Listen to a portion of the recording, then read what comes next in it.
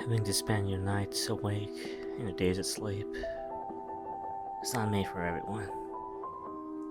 This hasn't been a problem for me as a kid, since I never managed to fall asleep at night and ended up sleeping during class.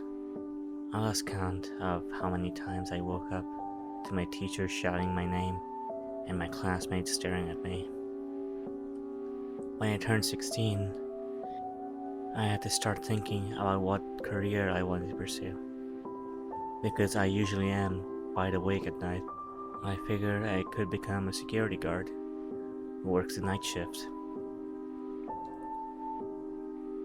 I look intimidating, as I am tall and often go to the gym, so my sole appearance would tell people not to try and mess with me. Although in fact, I'm not as tough and strong as I look. That being said, it appears my experience in the field has led me to quite a unique job opportunity. My boss approached me and asked if I was interested in guarding a hospital for 3 days. He mentioned the job would pay exceptionally well compared to my previous jobs, as it requires experience and a trustworthy person. The opportunity of working in a hospital has not yet been offered to me during my time working here. It seemed like quite the challenge. If I managed to fulfill the job as expected, it might also result in a salary increase. I accepted the offer wholeheartedly, as declining would be foolish. I remember my boss looking relieved upon hearing my response. Supposedly, he struggled to find any other security guards willing to take on the job.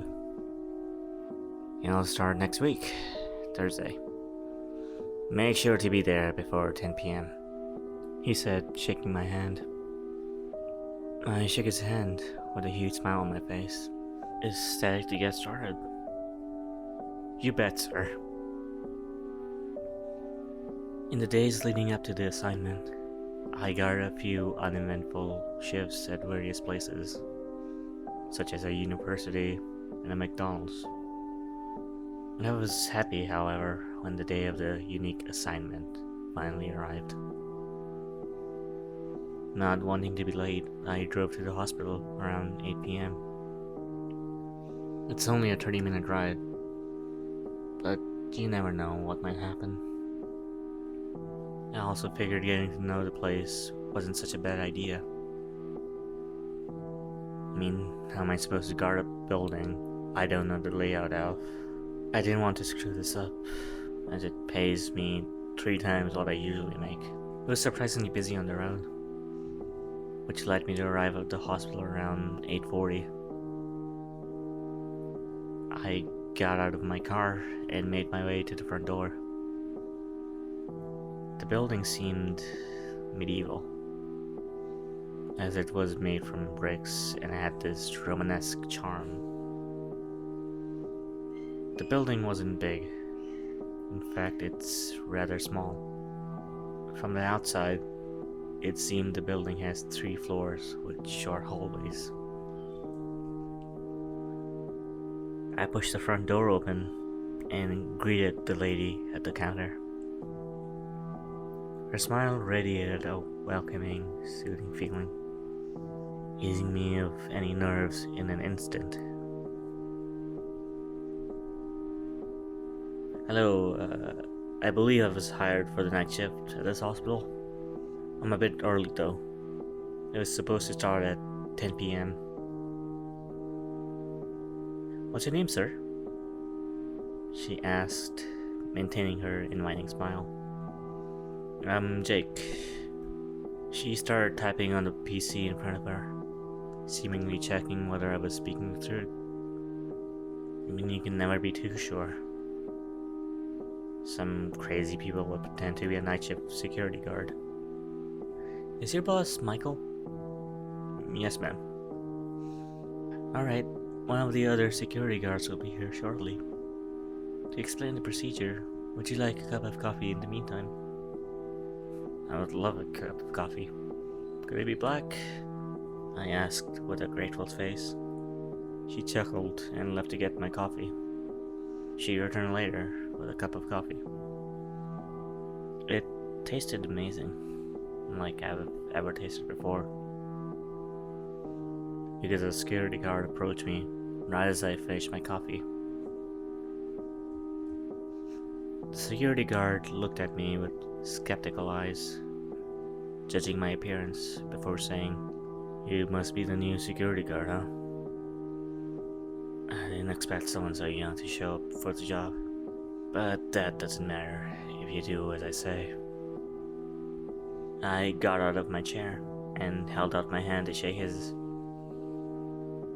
"Nice to meet you, sir. I assume you will be showing me around?" I was always taught that it's important to look confident, even though you might not feel confident, as it leaves a positive impression on the people you work for. However, the security guard in front of me, 6'7" and quite the physique, made it quite difficult for me to not feel intimidated. "Follow me then," he ordered. I followed him, and we made our way to the security room. He proceeded to show me how the cameras operate and give me a tour around the building. He told me some basic security rules, which I've heard too many times. "Oh, and there's one last thing," he mentioned as he was leaving. "You see that paper on the desk? Read it. It contains a list of rules that you must follow. If you don't, we'll know. I hope you're professional enough to take them seriously and follow them, no matter how bizarre they might seem." I looked at him dumbfounded, but swiftly regained my composure and assured him I would follow the rules. "Good luck, kid," he said as he left the room. 9:30 p.m. I watched him leave as the clock position above the door told me it was 9:30 p.m., which meant I had 30 more minutes before my shift officially started. The paper stated a total of 7 rules. Rule 1. Your shift will begin at 10 p.m. Make sure that you're inside the security room by that time. From 10:15 until 11 p.m., you're required to patrol the building to ensure no individuals are present. If you encounter anyone, kindly tell them to leave. Rule 2. Somewhere between 11 p.m. to 3 a.m., a young woman could appear, knocking on the front door, asking to see her husband. Ignore her completely and pretend she isn't there until she goes away. Rule number 3. Ensure that the lights inside of the intensive care unit remain on throughout your shift. If they happen to turn off, make your way over there and turn them back on. If you hear screaming while the lights are off, run towards the nearest bathroom and stay there until the screaming stops. Then proceed to turn on the lights. Rule number 4. If there's a little girl with a teddy bear in the cafeteria, sit next to her and don't say a word. If she looks at you, walk back to the security room. If she speaks to you, talk back until she leaves. Rule number 5. Around 1 a.m., go to the general ward and check on the patients. If one seems to be sitting on their bed, ask them if they're okay and do whatever they request. If they strike a conversation besides this, ignore it. Rule number 6. If it starts raining, open the front door. and let people in for shelter. Make sure everyone you let inside leave the building. If someone seems to be missing, you will see them on the security cameras. Do not look at them. Rule number 7. If the security cameras were to turn off anytime throughout the night, hide and pray for your life. Pray that it don't find you.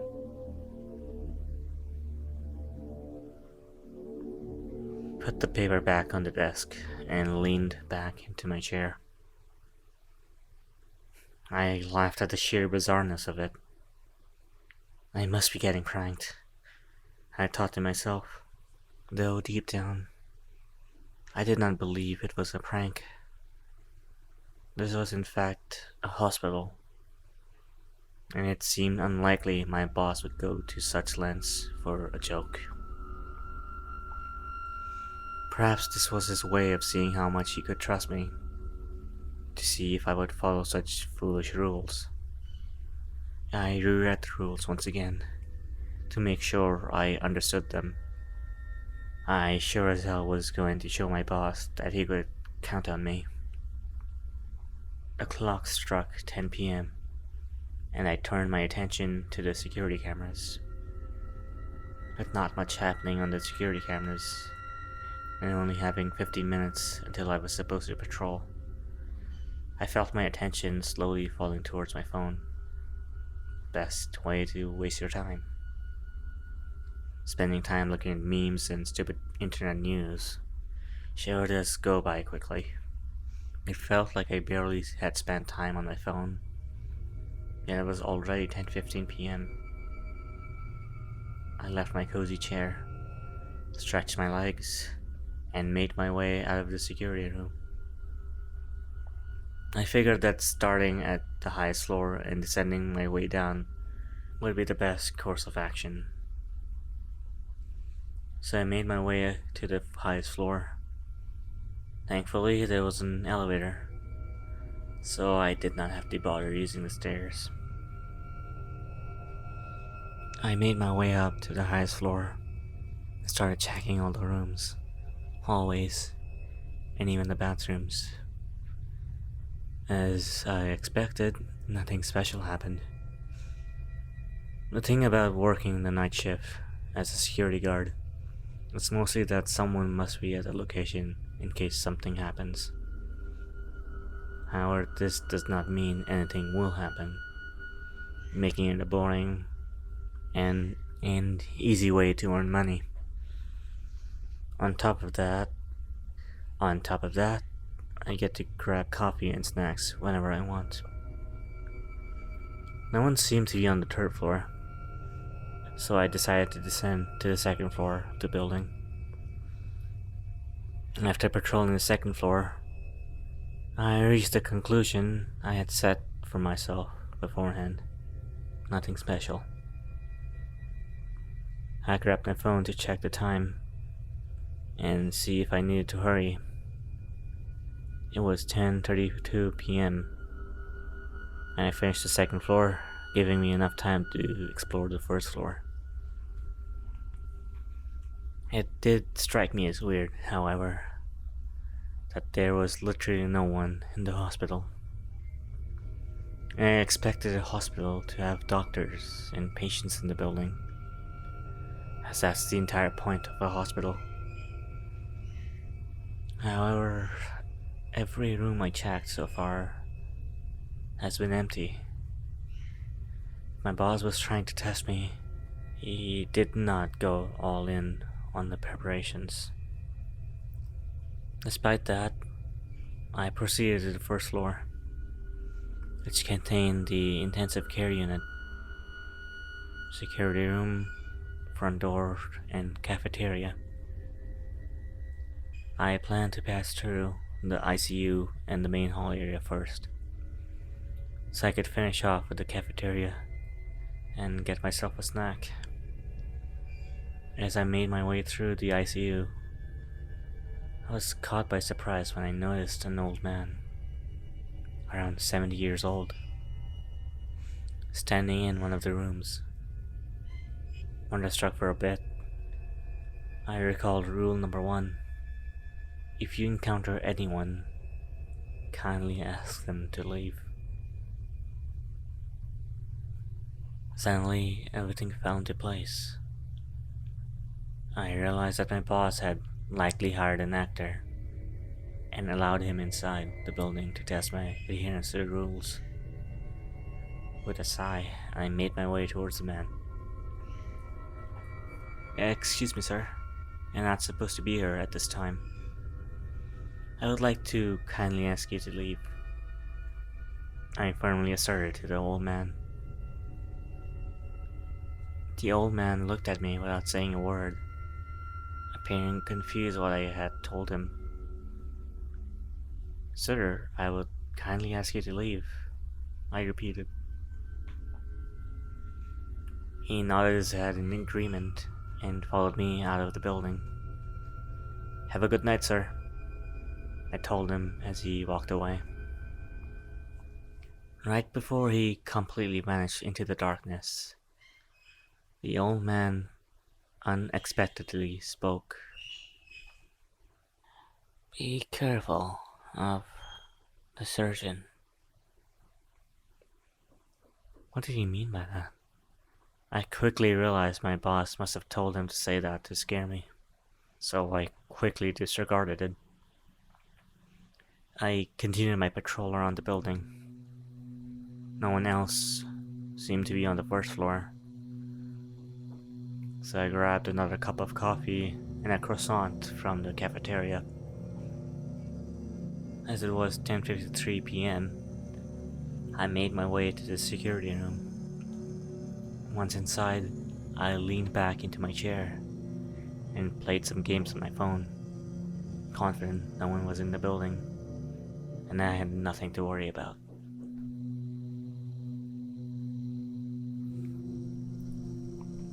After playing games on my phone for a while, and finally checking the time, I was surprised to see it was nearly 12 a.m.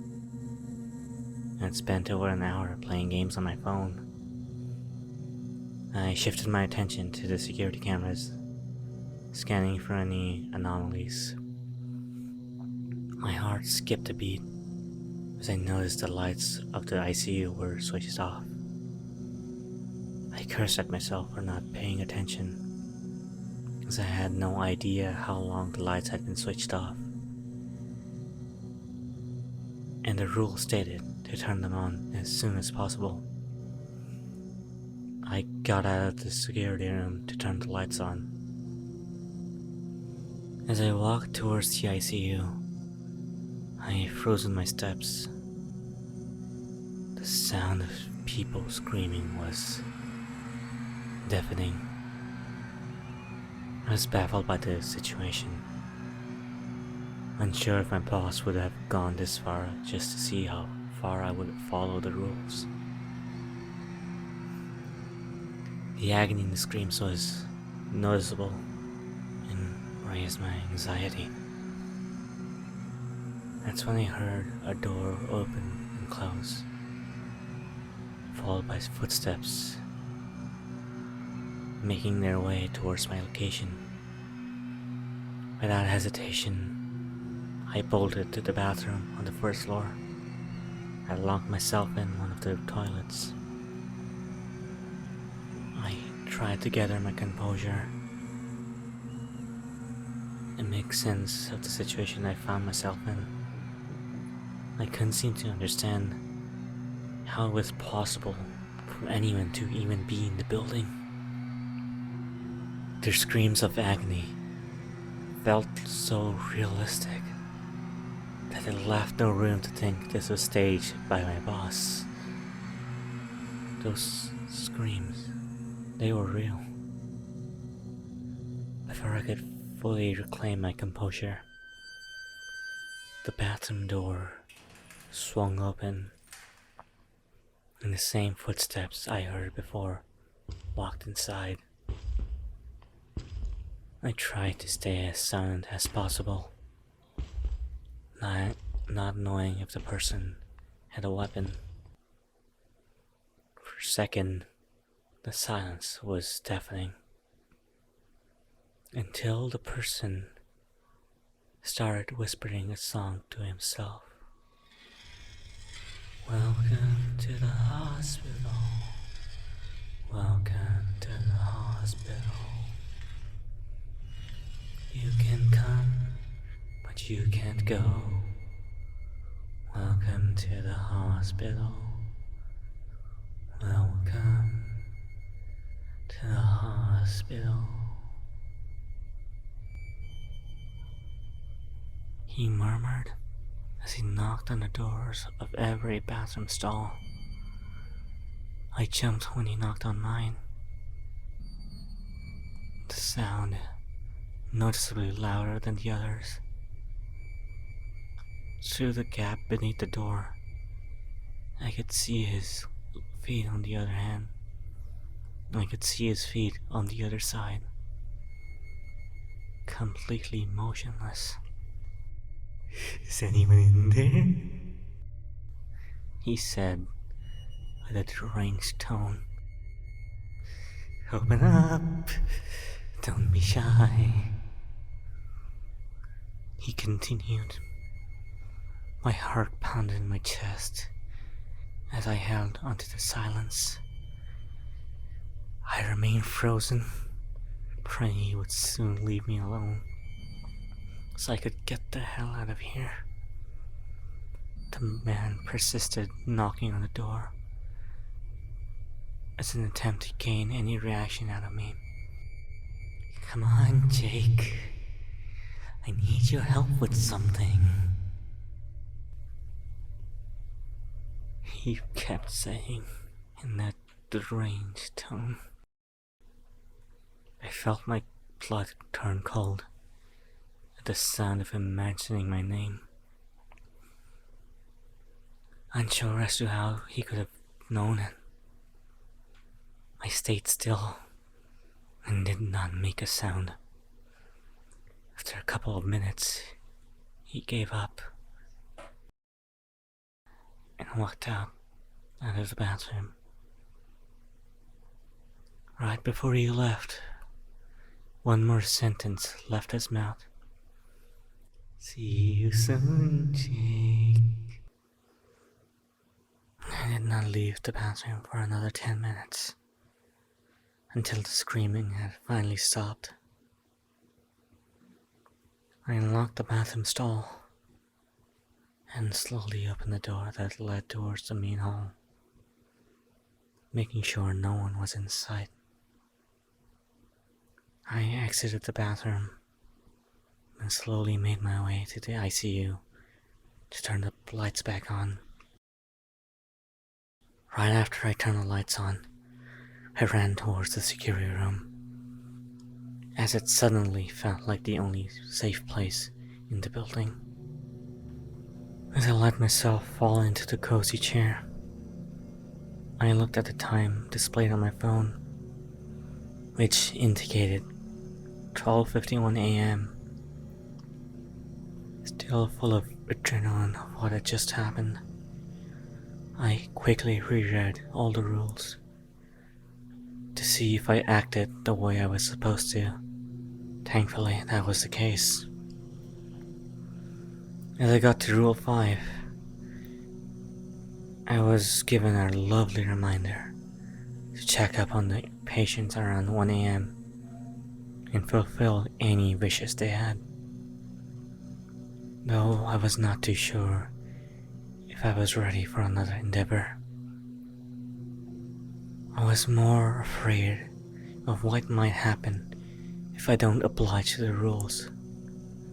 Despite during my patrol, I did not see anyone in the patient's room. So how could there be anyone? I made my way up the stairs, this time reluctant to use the elevator, feeling like it might stop working. Besides, it's only one floor, so I might as well use the stairs. As I stepped on the second floor, my heartbeat started increasing slightly, as I did not know what to expect. As I made my way to the patients, I started to hear excessive coughing from one of the rooms. I decided to go past the rooms, one by one, to make sure I did not skip any of them. As I peered into the first room, hoping to see nothing except an empty room, I was disappointed. In the bed lay an old woman, apparently sleeping. She had 2 tubes inside her nostrils and a needle in her arm. This is when I realized I hate the sight of people in these conditions. In every room were patients who seemed either extremely sick or extremely wounded. Whilst making my way throughout the hallway, the coughing sound became louder as I slowly made my way towards the source. Of course, it was our last room. In case it was that maniac in the bathroom from before, I'd have to run the farthest. All the other patients were sleeping. As I made my way to the last and final room, I took a deep breath, walking in. Despite my nervousness, I stepped into the doorway and looked at the man. The man was sitting on the bed, elbow in front of his mouth, coughing like he had been for the past few minutes. When he noticed me, he tried to speak. What? He muttered, trying to stop his coughing. For a second I was caught off guard. This guy seemed like an actual patient. I even felt pity for him. I couldn't imagine what it'd be like for him. I quickly ran down to the cafeteria to grab a cup of water and bring it to him. As he saw me standing in the doorway, his hand signaled me to come closer and hand me the cup of water. I walked towards him and handed the water to him. He drank it so fast I feared he had beaten a world record.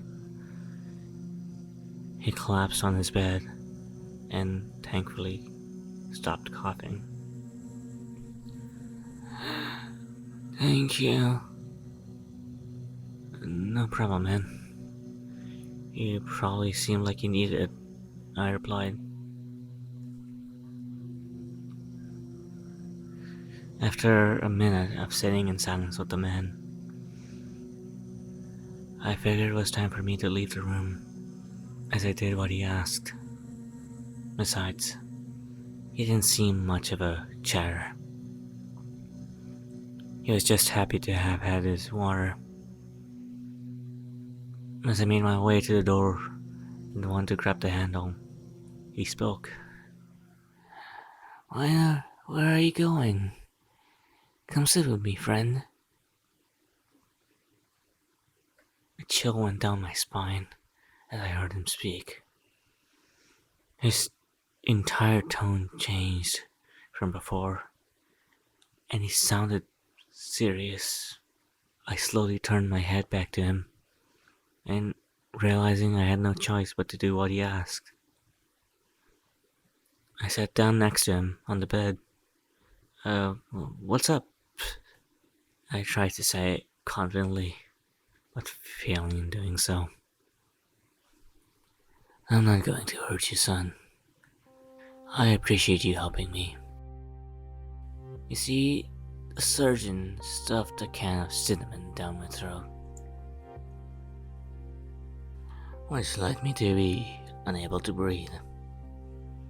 I wanted you to be careful, because he's still wandering around the building. hate stuff simmering down your throat?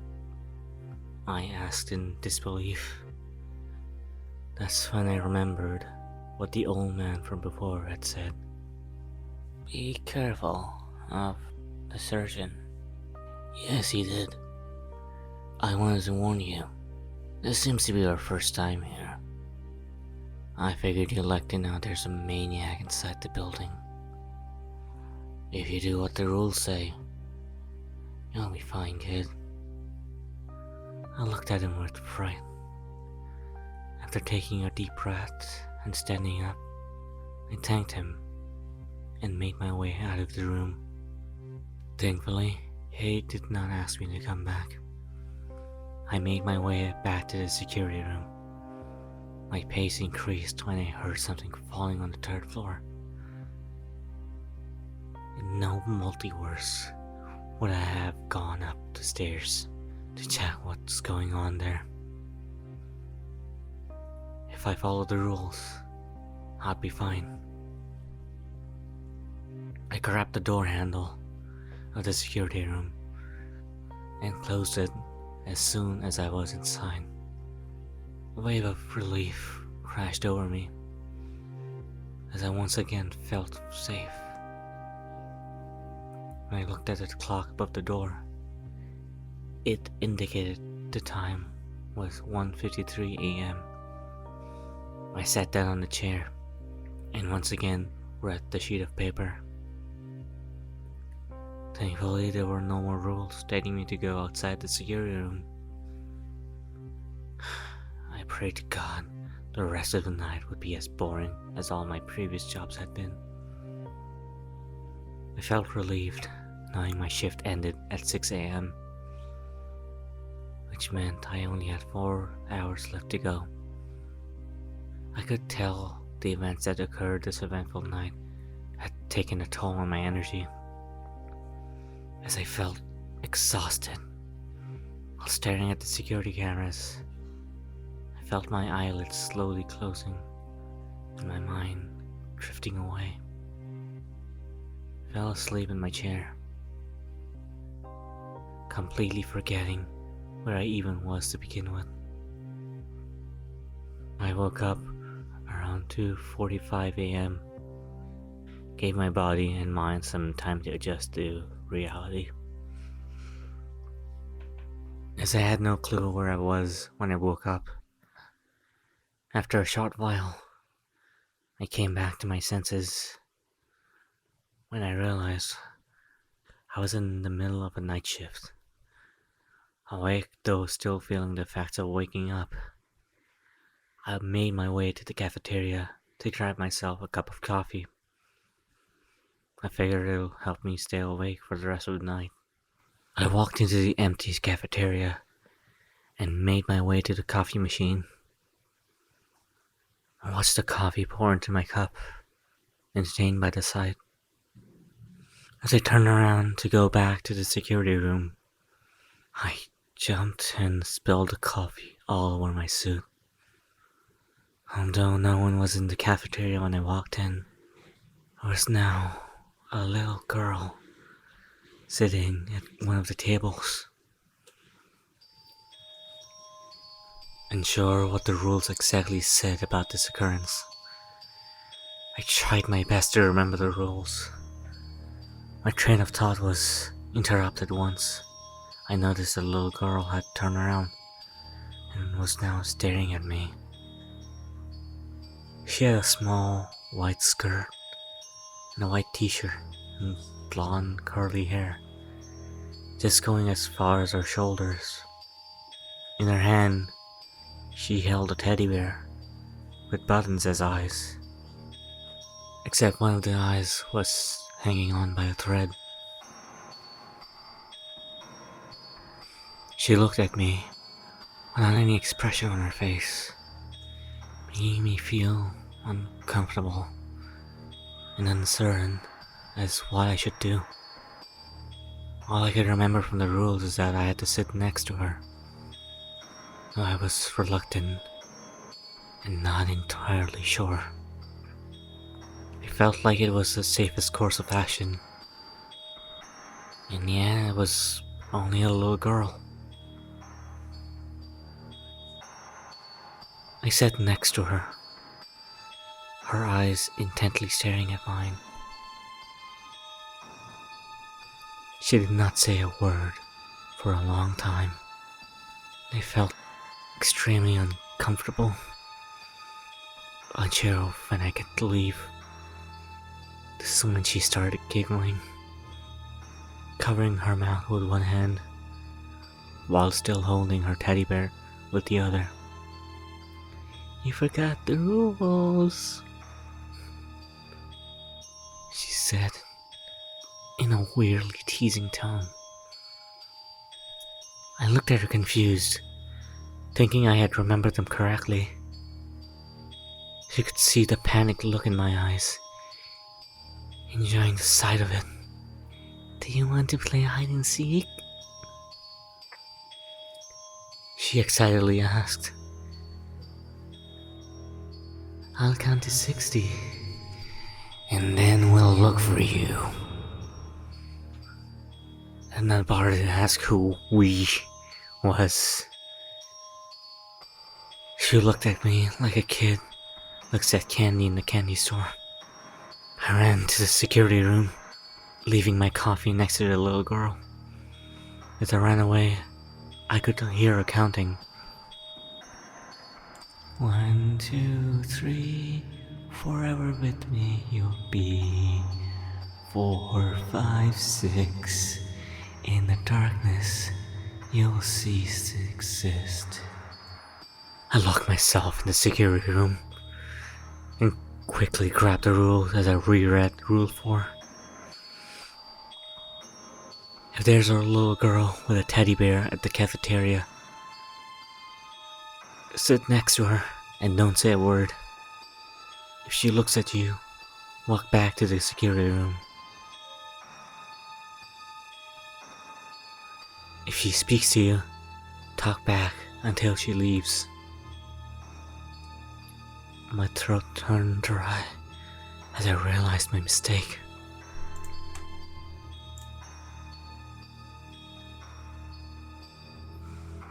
As I realized I had broken one of the rules, I remember her mentioning hide and seek. That's when suddenly all the security cameras turned off. Rule 7. If the security cameras were to turn off any time throughout the night, hide and pray for your life. Pray they don't find you. I completely lost it, as I did not know what to expect, nor where to hide. All I knew is that the security room was too obvious for me to stay in. There's no way I could escape from here. Overtaken by adrenaline, it felt like my body was moving on its own. I reached for the front door and frantically tried to open it. The door didn't budge, no matter how hard I kicked it. 52, 53, 54, 55. Prepare to run for your life. That thing sang from inside the cafeteria.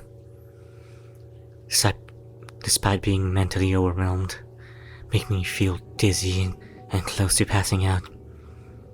My body had gotten a mind of its own. I ran out to the stairs to the second floor, to the room of the patient I had given a cup of water. I opened the door to his room, only to see he was no longer there. That did not matter to me at that point, as I just wanted to find a proper hiding spot. By the time I was inside the room, I could already hear the thing frantically laughing and singing as it counted to 60, unsure of how long I had left before she would start coming to me. I decided I had to hide as soon as possible. I looked around the room for any suitable hiding spots, but there seemed to be none. The best option I seemed to have was to get inside the ceiling, as it was made from plates that could be pushed up. I stood up on the bed to get closer to the ceiling and hopefully pull myself up. I accidentally kicked a photo from the nightstand next to the bed. The sound of it hitting the ground echoed throughout the empty building. I heard that. I heard her running to my location. Completely freaked out, I realized I had to act quick. I jumped up as high as I could and held on to the ceiling, pulling myself up as fast as I could. I could tell the ceiling wasn't made for any person being on top of it, as every little move I made caused the ceiling to cave.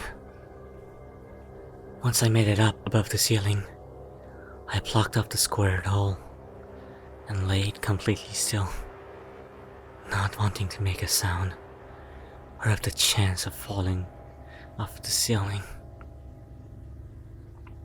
I could hear that thing enter the room excitedly, tiptoeing around.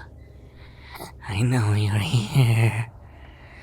I heard you drop something,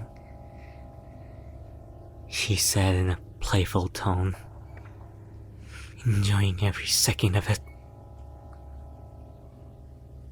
My heartbeat started to skyrocket throughout the entirety of the situation.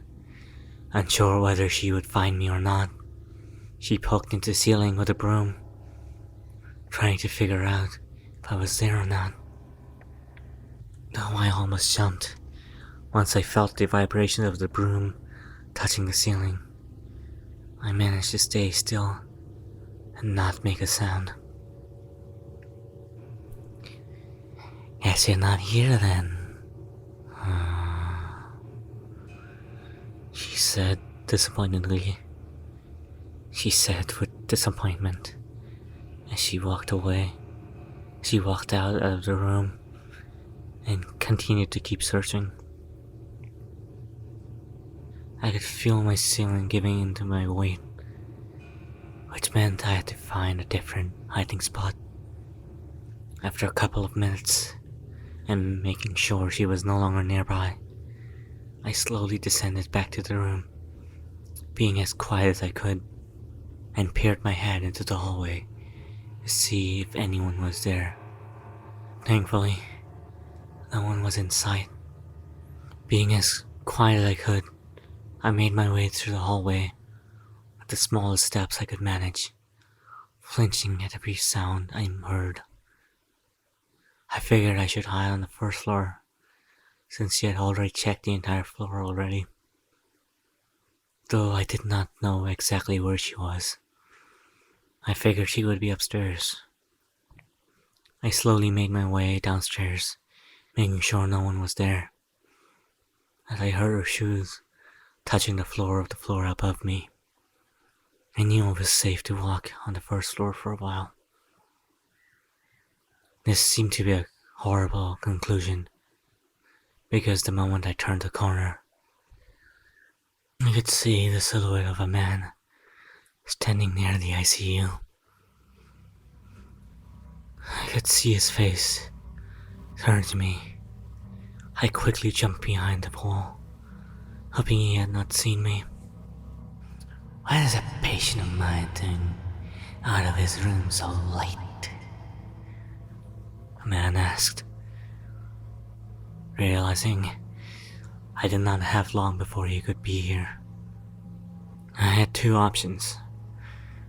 My first option was to go upstairs and hope I would not encounter the girl, and maybe find a hiding spot there.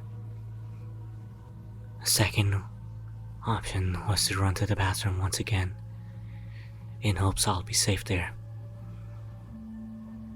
I didn't like either of those options, as I felt either of them would lead to me being caught. Though I did not feel like I had the time to go back upstairs at all, I quickly ran to the bathroom. Right before I wanted to enter the bathroom, I noticed a janitor's closet right underneath the stairs. feeling like it's my best chance of survival. I open the door and hid myself behind the container in a pile of trash bags. Come on now. I need to inspect you. I need to inspect your organs, the man proclaimed as I heard him open the bathroom door. His voice sounded familiar at first. I did not seem to understand why. That was until he finished searching the bathroom. You were smart enough to hide somewhere else this time. I'm impressed. You're not as stupid as you look, he said as I realized who he was. He sounded exactly like the maniac I had encountered before. My blood froze at the fact that he knew where I was all along. He opened the janitor closet and looked around for a bit, but decided it was too small for someone to hide in, so he closed it soon after, leaving me in utter darkness, horrified to do anything else. I stayed in there for the rest of the night, not getting out until I knew it was completely safe. I could hear a drill, followed by a man screaming in agony. The man, who I assumed was a surgeon, laughed maniacally. I grabbed my phone to see how long until this nightmare will last. 5:45 a.m. Only 15 minutes left until the staff of the hospital would come in for their daily shift. I just had to hold on for a little bit longer. I ended up falling asleep in the closet, feeling completely helpless and defeated, exhausted from the night I had witnessed. I was woken up by a kind old man who seemed to be the janitor, who seemed surprised to see a security guard hiding behind his equipment. Rough night? He asked, though he knew the answer based on my expression. It's over now. You can come out now. I got back on my feet and walked back into the hallway. The hospital looks completely different during the day than it does at night. Instead of being unsettling, it seemed like a nice place. I thanked the janitor for his kindness and got the hell out of that place. I drove home and collapsed on my bed. I still could not comprehend what I had witnessed. It all felt like a fever dream. I told my boss I was sick and did not bother to answer his calls. After a week, I returned to my regular, uneventful shifts. Though the boredom might be horrible, I don't mind it at all. In the end, anything is better than having to spend the night in that hospital.